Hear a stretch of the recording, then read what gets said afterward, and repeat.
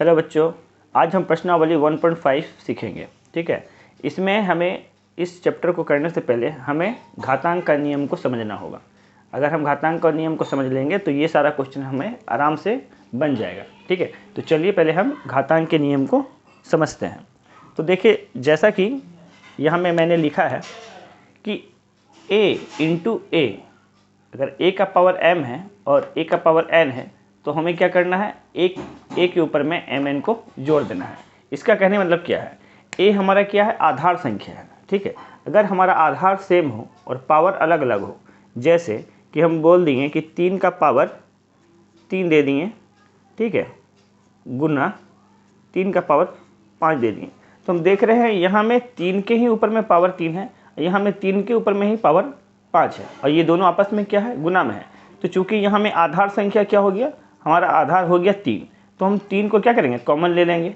और ये दोनों जो पावर है, जब गुना का बीच में साइन रहेगा तो पावर क्या होगा, जुड़ जाएगा। यानी इसको हम क्या लिख सकते हैं, 3 + 5। तो हमारा आंसर क्या हो जाएगा, 3 का पावर 5 3 8। तो ये हमारा आंसर बन जाएगा। इसी चीज़ को यहाँ फॉर्मूला के रूप में दिया गया है, तो इस फॉर्मूला को आपको हमेशा ध्यान में रखना है। फिर नंबर 2 देखिए क्या बोल रहा है। नंबर 2 में ये बोल रहा है कि अगर हमारे आधार के ऊपर कोई पावर लगा है और ब्रैकेट करके होल पावर में कुछ लगा हुआ है, तो हमें क्या करना है, दोनों पावर को आपस में क्या कर देना है, गुना कर देना है। एग्जाम्पल से समझिए कि अगर मान लीजिए ये 2 है और 2 का हम स्क्वायर किए हुए हैं और ब्रैकेट करके इसका होल पावर अगर हम 4 किए हुए हैं, तो ये हमारा क्या बन जाएगा, बेस जो आपका है हमारा 2 है बेस अंक, ठीक है, और ये आपस में क्या हो जाएगा, पावर गुना हो जाएगा, यानी कि 2 × 4, तो हमारा 2 का पावर कितना बन जाएगा, 8। ठीक है, तो इस वाले इक्वेशन में आपको इसी चीज़ को समझाया गया है। ठीक है, तो हमें ध्यान में रखना है कि कभी आधार जब सेम हो और उसके ऊपर कुछ पावर हो और उसका होल पावर अगर कुछ दिया हो, तो हमें क्या करना है, इस दोनों पावर को आपस में गुना कर देना है। ठीक है, और इसी रूल पे अभी आपका ये सारा क्वेश्चन बनने वाला है। ठीक है, तो इसको आप ध्यान से समझ लीजिए। ठीक है, अब अगला देखिए 3 नंबर क्या बोल रहा है। घातांक का नियम में जो 3 नंबर है, इसमें बताया गया है कि अगर हमारा आधार a है और उसका पावर अगर कुछ m दिया हुआ है, ठीक है, दूसरे में भी अगर वो भाग में हो और आधार हमारा क्या हो, सेम हो, यानी ये भी a है ये भी a है और पावर हमारा कुछ अलग हो, तो हम क्या कर सकते हैं, चूंकि आधार सेम है तो इसको हम क्या करेंगे, कॉमन ले लेंगे।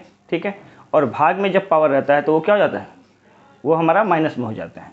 इसको एग्जांपल से समझिए कि अगर मान लीजिए हम बोले 4 के ऊपर में पावर 5 है और भाग में भी आपका 4 ही है, लेकिन पावर कितना दिया है, 2 दिया है, तो इसको हम ऐसा भी लिख सकते हैं, चूँकि ये भी 4 है ये भी 4 है, तो आधार चूँकि सेम है तो हम क्या ले लिए, 4 को कॉमन ले लिए। और जब ये भाग में है तो पावर क्या होता है, पावर घटता है, यानी 5 - 2, तो हमारा आंसर क्या हो जाएगा, 4 का पावर 3, यानी 4 का पावर क्यूब हो गया। तो इस चीज़ को भी आप समझ लिए हैं। चलिए अब 4 नंबर को समझते हैं। तो अभी तक हम सीख रहे थे कि जिसमें हमारा आधार क्या था, सेम था। यहाँ में भी देखिए आधार, यहाँ भी आधार सेम है, लेकिन इस वाले जो है 4 नंबर वाले में क्या है, हमारा आधार अलग अलग है। जब आधार अलग अलग हो और हमारा जो घात सेम हो, तो हमें क्या करना है, इन दोनों संख्याओं को आपस में गुना करके पावर को हम सेम ही रख सकते हैं। जैसे कि अगर मान लीजिए लिखा रहेगा कि 2 के ऊपर पावर 3, ठीक है, फिर यहाँ गुना में है 3 के ऊपर पावर 3। ठीक है, तो यहाँ में हम देख रहे हैं क्या है, पावर क्या है, सेम है, लेकिन आधार क्या है, अलग अलग है। तो हम क्या करेंगे, इन दोनों संख्याओं को आपस में गुना में लिख देंगे और पावर को कॉमन ले लेंगे। ठीक है, तो इसी चीज़ को यहाँ पे दिखाया गया है। तो हमारा आंसर क्या बन जाएगा, 2 × 6, 6 का पावर 3। ठीक है, ये बात समझ में आया। चलिए अब 5वां नंबर को समझते हैं। ये 5वां नंबर में हमें क्या करना है, तो 5 में देखिए क्या कह रहा है कि a के ऊपर अगर पावर 0 है तो उसका आंसर क्या होगा, 1। इसका कहने मतलब है कि अगर किसी भी संख्या के ऊपर हमारा पावर अगर 0 लगा रहेगा, जैसे अगर 5 के ऊपर अगर हम पावर 0 दे दें तो इसका वैल्यू क्या हो जाएगा, 1। अगर मान लीजिए 9, अगर 9 के ऊपर में अगर पावर 0 रहेगा लगा हुआ तो इसका वैल्यू भी क्या होगा, 1। अगर मान लीजिए कि 6 के ऊपर में हम अगर पावर लगा दे 0 तो इसका वैल्यू क्या होगा, 1। उसी प्रकार से अगर 100 के ऊपर भी अगर पावर 0 है तो उसका वैल्यू क्या होगा, 1 ही होगा। चलिए अब 5 नंबर को समझते हैं। 5 नंबर में क्या कहा गया है? 5 नंबर में कह रहा है कि अगर कोई संख्या है और अगर हम उसके ऊपर पावर 1 दे दें तो उसका आंसर क्या होगा? तो वो उसका आंसर वो संख्या ही हो जाएगा। एग्जाम्पल से समझिए कि अगर हम लिख दिए 3 और 3 के ऊपर पावर दे दिए हम 1, तो इसका आंसर क्या बनेगा? हमारा 3 ही बन जाएगा, यानी ये संख्या ही आंसर बन जाएगा। और जैसे कि अगर हम लिख देंगे 5, अगर 5 का हम पावर कर दें 1, यानी कि घात अगर 1 लिख दें तो इसका आंसर क्या बनेगा? संख्या ही बन जाएगा, यानी कि 5 ही हमारा आंसर बन जाएगा। उसी प्रकार से अगर 50 के ऊपर भी अगर पावर 1 दे दें तो हमारा आंसर क्या बनेगा? 50 ही बनेगा। अगर 100 के ऊपर में पावर 1 दे दें तो हमारा आंसर क्या बनेगा? 100 ही बन जाएगा। यानी अगर किसी भी संख्या के ऊपर में पावर 1 हो, यानी घात 1 हो, तो हमारा जिस संख्या के ऊपर घात है वो संख्या ही हमारा आंसर हो जाता है। ठीक है, तो ये 5 नंबर भी आप समझ लिए होंगे। चलिए अब 6 नंबर को समझते हैं। देखिए उसके बाद में क्या है, अगर किसी संख्या के ऊपर में घात माइनस में हो तो हम उसे कैसे लिख सकते हैं? 1 बटा जो संख्या के ऊपर घात है जितना, उसको वैसे ही लिख देंगे। जैसे एग्जाम्पल से समझिए, अगर हम लिख दें कि 2 के ऊपर में अगर घात दे दे -3, ठीक है, तो इसे अगर हमें प्लस में दिखाना है तो हमें क्या करना होगा? 1 बटा 2 पे पावर 3 हम इसे लिख सकते हैं। ठीक है, जैसे अगर मान लीजिए 5 के ऊपर में पावर दे दिया -2, तो ये चूँकि पावर क्या है? माइनस में है ना, तो इस पावर को प्लस में करने के हमें क्या करना होगा? 1 बटा जैसा लिखा है बस उसी को लिखना है, बस माइनस हटा के, यानी घात 5 का 2 ही रहेगा, लेकिन अब वो माइनस में नहीं रहेगा। ठीक है, तो ये हमारा 7 नंबर भी आपको समझ में आ गया होगा। ठीक है, अब चलिए अब समझते हैं हम 8 नंबर में क्या कह रहा है। तो जस्ट इसका उल्टा है हमारा 8 नंबर। इसमें देखिए जैसे हमें क्या था, अगर 1 बटा कोई चीज़ पावर में लिखा है तो हम उसे अगर उसे हम सीधा करेंगे तो हमारा पावर क्या होगा? माइनस में हो जाएगा। ठीक इसी चीज़ को हम उल्टा समझते हैं कि अगर क्वेश्चन में हमें दे दिया है 1 बटा 2 की घात 3, तो इसे हम क्या लिख सकते हैं? 2 की घात -3। ठीक है, और इसी चीज़ को अगर 1 बटा 5 का पावर 2 दे दिया है तो इसी चीज़ को हम क्या लिख सकते हैं? 5 का पावर -2। ठीक है, जस्ट इसका ये उल्टा है। ठीक है, यानी कि अगर किसी का पावर अगर माइनस में है उसको प्लस में लाना है तो एक बटा करके उस संख्या का पावर लिख देंगे, और अगर कोई संख्या 1 बटा पावर में दिया हुआ है तो हम उसे पावर को माइनस में करके उसको सीधा करके लिख सकते हैं। ठीक है, तो चलिए अब इस नियम के ही हेल्प से अब इस सारे क्वेश्चन को बनाएंगे। तो ये वाले इस सभी क्वेश्चन में हमें कौन सा यूज करना है? तो इस नियम का यूज करना है। ठीक है, तो चलिए इसे सॉल्व करते हैं। देखिए पहला नंबर क्वेश्चन क्या लिखा है? 64 के ऊपर में घात हमें कितना दिया? 1 बटा 2। तो हमें सबसे पहले क्या करना है? जो भी संख्या के ऊपर घात रहेगा पहले उस संख्या का हमें निकालना होगा अभाज्य गुणनखंड। अभाज्य गुणनखंड निकालने का मतलब है अभाज्य संख्याओं से हमें इसे भाग देते जाना है। तो देख रहे हैं लास्ट में क्या आपका सम संख्या 2 से भाग लगेगा। 2 से भाग लगाना मतलब किसी संख्या को आधा करना। तो 64 का आधा कितना होता है? 32। फिर 2 से भाग लगाएंगे तो 32 का आधा 16। फिर 2 से भाग लगाएंगे तो 16 का आधा 8। फिर 2 से भाग लगाएंगे तो 8 का आधा 4। फिर 2 से भाग लगाएंगे तो 4 का आधा 2। फिर 2 से भाग लगाएंगे तो 2 का आधा 1। यानी हमारे पास क्या संख्या मिली? 2 गुना 2 गुना 2 गुना कितना? 1 2 3 4 5 6। 2 गुना 2 गुना 2 गुना 2 गुना 2, 6 बार है। लेकिन ध्यान देंगे कि हमारा यहाँ पे पावर क्या है? 1 बटा 2, यानी नीचे क्या है? 2। हमें इसे क्या करना है? 2 भाग में बांट देना है। तो 2 भाग में अगर हम बांट देते हैं तो एक तरफ हमें क्या मिलता है? 2 दूना 4 4 दूना 8, यानी ये 8 मिल गया। और इस तरफ क्या मिलता है? 2 दूना 4 4 दूना 8, यानी कि ये भी 8 मिल गया। तो इस 8 गुना 8 को हम क्या लिख सकते हैं? 8 का पावर 2। कोई दिक्कत है? नहीं है।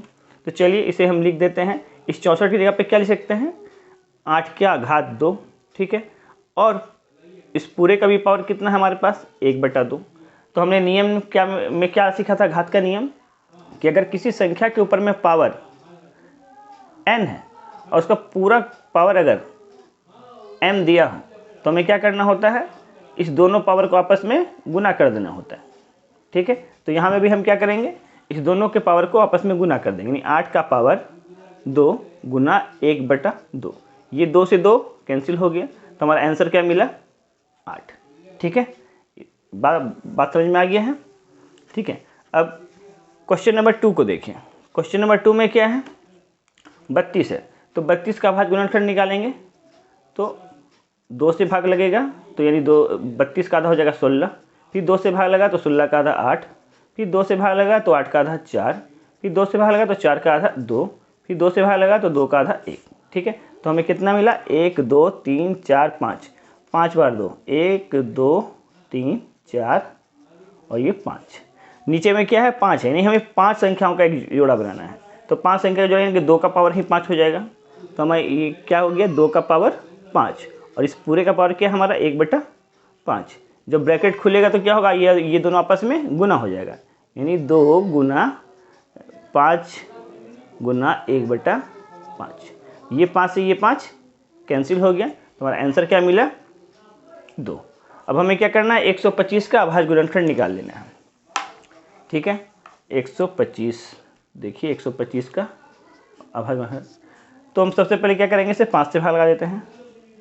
तो 5 दूना 10, 5 पचे 25, फिर 5 से भाग लगाएंगे तो 5 पचे 25, फिर 5 से लगा तो 5 एकम 5। तो कितनी बार 5 लगा 3 बार। तो इसको हम लिख सकते हैं कि 5 का पावर 3, और इस पूरे का पावर कितना है 1/3। जब पावर ब्रैकेट के ऊपर हो तो क्या करते हैं हम गुना कर देते हैं। तो 5 का पावर 3 था ही, और ये 1/3 से भी गुना हो गया, तो ये 3 3 कैंसिल हो गया, तो आंसर क्या मिला हमारा 5। ठीक है, तो हमारा ये क्वेश्चन नंबर 1 कंप्लीट हुआ। चलिए अब क्वेश्चन नंबर 2 को बनाते हैं।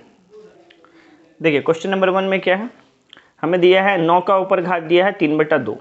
तो हम तो 9 को तो हम जानते हैं कि ये 3 का घात होता है, यानी कि 3 का पावर 2, और जब घात के ऊपर में घात हो तो हमें क्या करना होता है, आपस में से गुना कर देना होता है, यानी कि 3/2। ये 2 से 2 कैंसिल हो गया, तो ये हमें क्या मिला 3 का घात 3। 3 का घात 3 को हम क्या बोल सकते हैं 3 गुना 3 गुना 3, यानी कि जितना भी घात रहेगा उस संख्या को उतनी बार गुना करना है। तो घात 3 है तो 3 बार गुना कर दे, 3 तिया 9 और 9 तिया 27, तो इसका आंसर हमें क्या मिला 27। अब उसी प्रकार से हमें 32 का करना है। तो 32 का भी हम जब अभाज्य गुणनखंड निकाले थे तो 2 का पावर कितना आया था 5 आया था, और इसका भी पावर हमारा कितना है 2/5 है। ये 5 से 5 कैंसिल हो गया, तो हमारे पास क्या मिला 2 का पावर 2, और 2 का पावर 2 कहने मतलब क्या है 2 को 2 बार गुना करना है, तो 2 दूना 4। अब 16 का हमें तोड़ना है, तो 16 का क्या होगा, देखिए 2 दूना 4, 4 दूना 8 और 8 दूना 16, यानी 2 का पावर 4। तो 2 का पावर हम 4 लिख सकते हैं, और इसका भी पावर कितना है 3/4, तो गुना में हो गया, 4 से 4 हमारा कैंसिल हो गया, तो मिला 2 का पावर 3। 2 का पावर 3 कहने का मतलब है 2 को कितनी बार गुना करना है 3 बार, तो 2 दूना 4 और 4 दूना 8, तो हमारा आंसर हो गया 8। अब यहाँ देखिए 125, तो 5 गुना 5 हो गया 25, और 25 25 हो गया 125। तो 125 को हम क्या लिख सकते हैं 5 का घात 3, और इसका भी घात कितना है हमारा -1/3। तो ये 3 से 3 तो कैंसिल हो गया, तो हमारे पास आंसर कितना आया 5 का घात -1। और कभी भी किसी के ऊपर अगर घात माइनस में हो उसे प्लस में करने के लिए क्या करते हैं 1/ उसका पावर जैसा रहता है वैसे ही। तो 1 का पावर 1 मतलब क्या होगा वही संख्या होगा, तो हमारा आंसर क्या हो जाएगा 1/5। ठीक है, तो ये हमारा क्वेश्चन नंबर 2 भी सॉल्व हो गया। चलिए क्वेश्चन नंबर 3 को बनाते हैं। देखिए क्वेश्चन नंबर 3 में हमें क्या दिया है, हमें दिया है 2 का घात लिखा है 2/3, और उसे गुना करना है 2 का घात 1/5 से। तो हम यहाँ क्या देख रहे हैं कि हमारा आधार क्या है सेम है। जब आधार सेम रहता है तो हम क्या करते हैं आधार को कॉमन ले लेते हैं, और जब संख्याएं गुना में हो तो पावर क्या होती है जुड़ जाती है, यानी कि हमें जोड़ देना है। तो 2/3 प्लस 1/5 हमें घात को क्या करना है जोड़ देना है।